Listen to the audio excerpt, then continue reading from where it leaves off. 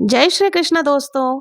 आज की इस वीडियो में हम लोग जानेंगे जितिया व्रत यानी जीवित पुत्र का व्रत की पूजा किस प्रकार से करते हैं। ये व्रत 3 दिवसीय होता है। सप्तमी को नहाय खाए होता है, अष्टमी तिथि को कृष्ण पक्ष में व्रत का उपवास किया जाता है और नवमी तिथि को व्रत का पारण किया जाता है। ये व्रत महिलाएं अपने संतान की दीर्घायु, संतान की उन्नति, अच्छे स्वास्थ्य और लंबी आयु के लिए रखती हैं। सबसे पहले देखिए सप्तमी पूजा शुरू होती है। उस दिन हमें नहाय खाए के दिन गंगा जल मिश्रित जल से स्नान करना होता है और गीले वस्त्रों से ही इस दिन पूजा की जाती है। ऐसे तो गंगा जी के किनारे ही इस व्रत को करने का विधान है, लेकिन अगर आपके आसपास गंगा जी नहीं है तो आप एक पात्र ले लें, उसमें थोड़ा सा शुद्ध जल डाल करके आपको गंगा जी का स्वरूप कर लेना है। साथ ही हमें तोरू के पत्ते ले लेने हैं। आपको 4 तोरू के पत्ते लेने हैं। तो सबसे पहले हमें गंगा जी की पूजन करनी है। तो जो हमने स्वरूप बनाया है उसमें हम थोड़ा सा सिंदूर उसको लेकर के हम सभी को तिलक कर लेंगे। उसके बाद जो हमने 4 पत्ते लिए थे तोरू के, एक चील के लिए, एक स्यारन के लिए, एक जिमुत वाहन जी के लिए और एक अपने पितरों के लिए। अगर आपके सास ससुर नहीं है तो उनके लिए भी आपको एक पत्ता लेना है। उन सारे पहले हमें सरसों का तेल लगाना है और उसके बाद हमने जो खली, सरसों से जो खली बनाई थी, अगर आपको खली मिल जाए तो ठीक है, नहीं तो आप सरसों को भिगोकर कूट करके भी खली बना सकते हैं। वो हमें समर्पित कर देना है और फिर हमें दीवार पर 5 या 7 टिक्का जरूर से आपको काट देना है। तो आप सिंदूर से, और नया सिंदूर का ही आपको डब्बी निकालनी है, उससे हमें तिलक लगा देना है। उसके बाद हमें धूप बत्ती से सभी की पूजन कर लेनी, गंगा जी की भी पूजन कर लेंगे और जो हमने 4 पत्तों पर खल्ली और सरसों डाला उनकी भी पूजा कर लेंगे। फिर थोड़ा सा जल लेकर के हमें आचमन कर लेना है और पूजा में रही कमियों के लिए क्षमा याचना कर लेनी है और व्रत का संकल्प लेना है।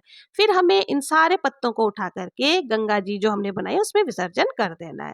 तो इस प्रकार से हमारी जो सप्तमी की पूजा है, ये नहाए खाए के पहले जो पूजा की जाती है वो पूर्ण हो जाएगी। अब हमें अष्टमी की पूजा करनी है, तो उसके लिए देखिए हमें क्या करना है।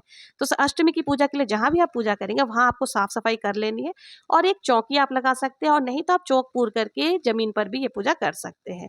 तो यहाँ पर मैंने चौकी लगा ली है, चौकी पर लाल वस्त्र बिछा लिया है और साथ ही इसमें थोड़े से हमें अक्षत का आसन दे करके जिमुत वाहन जी, चिल्लो और सियारन की पूजा हमें करनी है।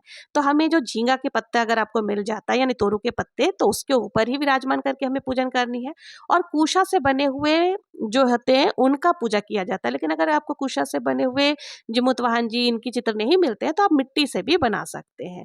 इनके साथ ही देखिए हमें जिमुत वाहन जी और चीलो और सियारन तीनों को मिट्टी से बना लेना है और इसके साथ हमें गणेश जी को यहाँ पे विराजमान करनी है। तो हम गणेश जी जो अगर आपके घर में जिससे पूजा करते हैं वो ले सकते हैं, नहीं तो सुपारी से भी ले सकते हैं। फिर हमें कलश की स्थापना करनी है। तो कलश स्थापना के लिए देखिए हमें एक थोड़ा सा चावल का आसन दे करके कलश रख लेना है। उसमें हमें अशोक के पत्ते डाल देने हैं। अगर आम के पत्ते मिल जाए तो बहुत ही अच्छा, नहीं तो अशोक के पत्ते भी चलेंगे।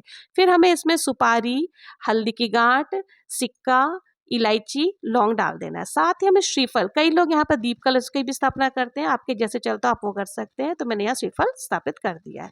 तो इस तरह से हमारी कलश स्थापना हो गई है। कलश के भी हम पूजन कर लेंगे।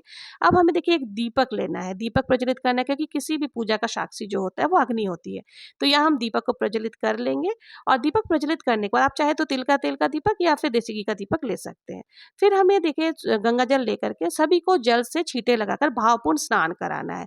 इस पूजा में मैं शुरू से ही बता रही हूँ कि गंगा जी का विशेष महत्व होता है। गंगा जी के किनारे ही ये पूजा करने का विधान है। लेकिन अगर आपके आसपास गंगा जी नहीं है तो कोई दिक्कत नहीं है, आप मन में गंगा जी का भाव करके पूजन कर सकती हैं। फिर हम व्रत का संकल्प करेंगे हाथ जोड़ करके कि आज मैं आपके निमित्त अपने संतान की दीर्घायु के लिए ये व्रत कर रही हूँ, तो हे प्रभु कृपा करके आप मेरी यह पूजा को स्वीकार करें। तो इस तरह से हम व्रत का संकल्प करेंगे और फिर हम सब, तो यहाँ हमें सभी को जो है तिलक लगा देनी है। तो रोली से हम सबसे पहले गणेश जी को तिलक लगाएंगे, फिर जिमुत वाहन जी को, सियारन को, चिल्लो को, सभी को हमें तिलक लगा देनी है। साथ ही हमें कलश के ऊपर जो नारियल है उनको भी तिलक लगा देनी है, दीपक को भी तिलक लगा देंगे। अब सभी को हम अक्षत समर्पित करेंगे। तो यह जो भी अक्षत आपके पास है आप उसको समर्पित कर सकते हैं। अब हम वस्त्र स्वरूप कलावा समर्पित करेंगे।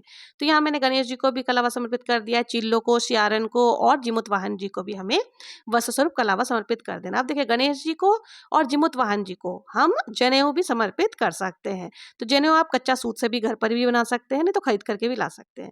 तो यहाँ हमने सबको जनेऊ समर्पित कर दिया है और चिल्लो और सियारन को हमने वस्त्र स्वरूप कलावा समर्पित कर दिया। पुष्प आपको जो भी पुष्प मिल जाए, लाल पुष्प हो तो बहुत ही अच्छा है, सभी को हम फूल समर्पित कर देंगे।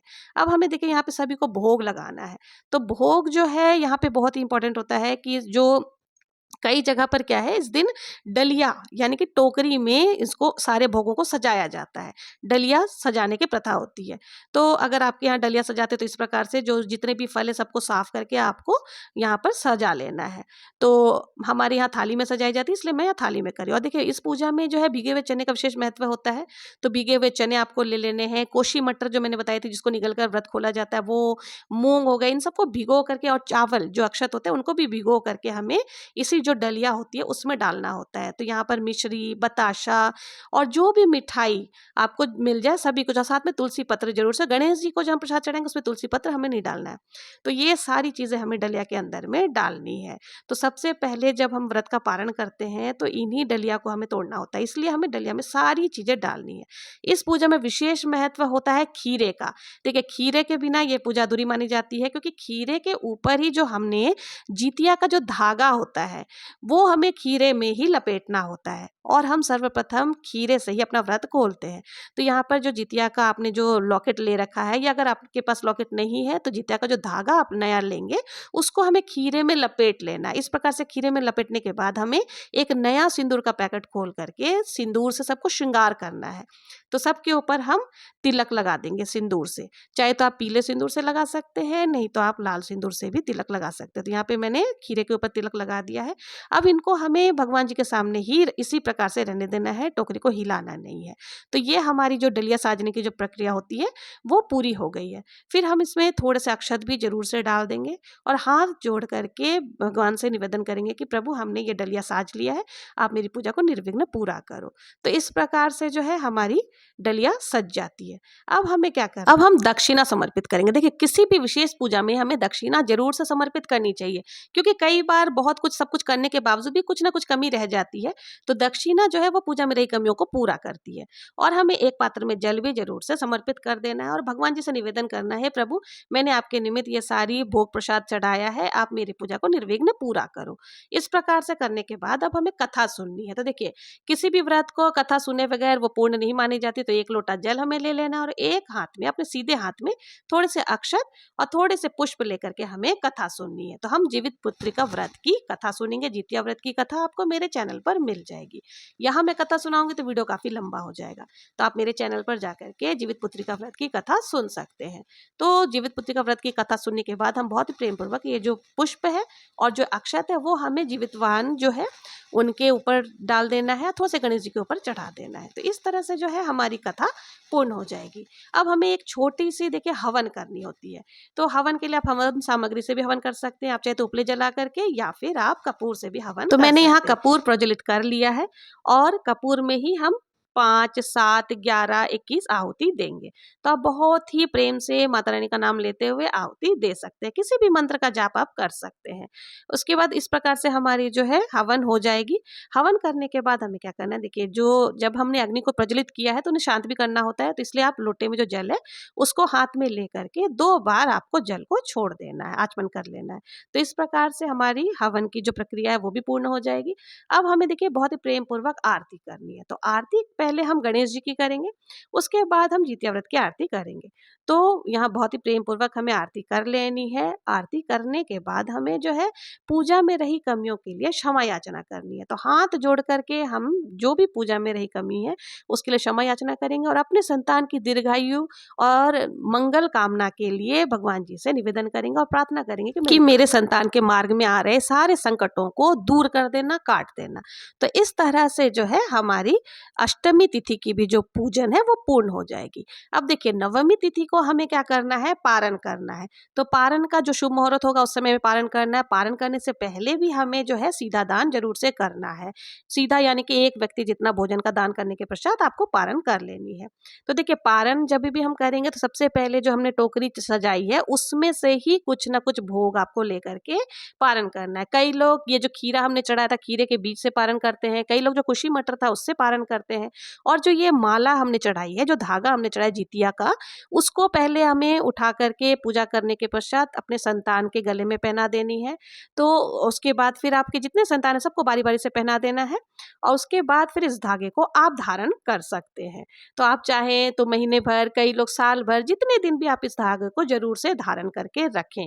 ये बहुत ही शुभ होता है और संतान को भी कोशिश करें कम से कम 1 दिन 2 दिन जरूर से पहना करके इस धागे को रखना चाहिए। तो ये थी जितिया व्रत की बहुत सरल पूजा विधि। आपको ये पूजा विधि कैसी लगी? अगर पसंद आई हो तो कमेंट में जरूर से बताएं और अगर जितिया व्रत से संबंधित कोई भी प्रश्न है तो आप मुझसे बेझिझक पूछ सकते हैं, मैं रिप्लाई जरूर से करूंगी। और बहुत ही आसानी से आप इस तरीके से घर में ही 3 दिवसीय जो जितिया का व्रत है वो कर सकती हैं। तो आशा है आपको मेरा वीडियो अगर पसंद आया हो तो प्लीज़ मेरे चैनल को लाइक, शेयर एंड सब्सक्राइब जरूर से करें। और सभी को जितिया व्रत की एक बार और शुभकामनाएं और इसी मंगल कामना के साथ कि सबके संतान को दीर्घायु मिले। मिलते हैं नेक्स्ट वीडियो में किसी और पूजा विधि के साथ। तब तक के लिए जय श्री कृष्णा।